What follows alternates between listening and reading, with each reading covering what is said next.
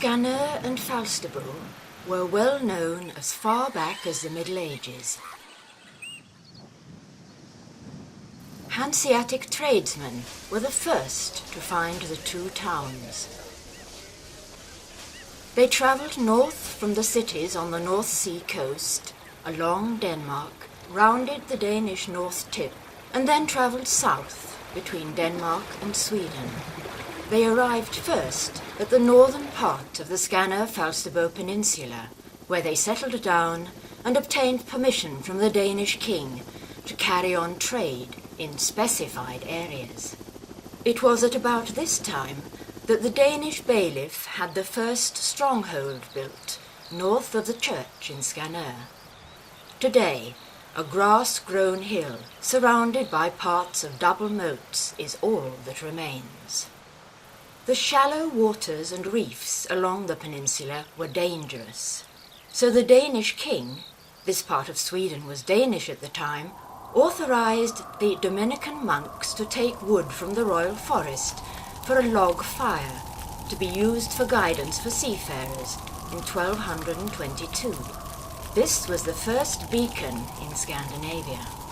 During the 17th century, a new beacon of the swinging type was erected on the same spot. The new beacon used coal from coal mines further up the country. At the end of the 18th century, a lighthouse replaced the coal fire beacon.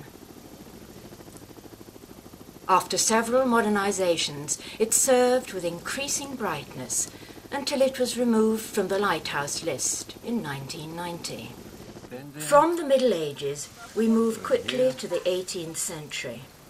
A flood in 1872 left a large part of Skanör under water. And in 1874, lightning caused a fire which erased 4 blocks of houses south of the town hall.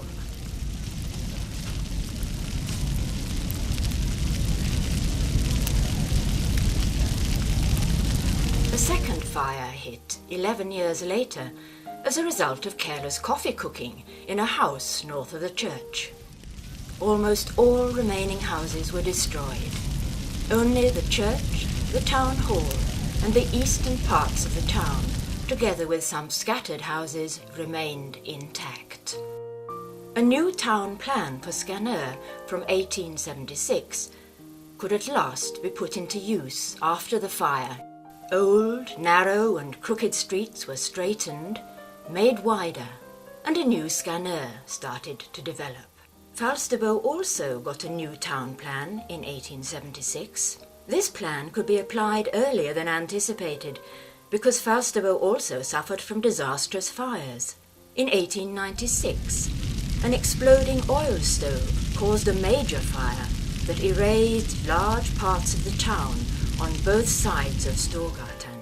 26 houses and farms were turned into smoking ruins. The next fire hit 15 years later.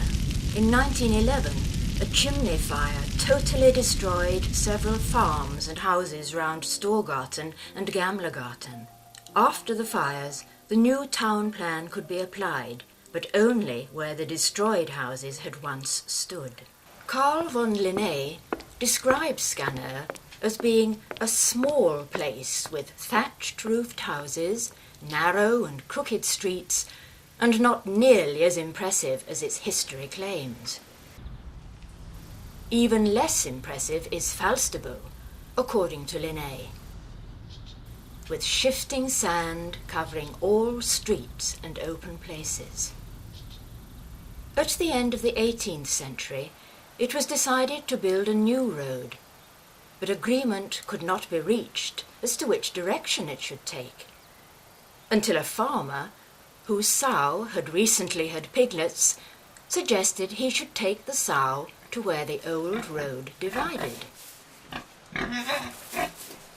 This was done, and the sow at once took the shortest way home to her piglets.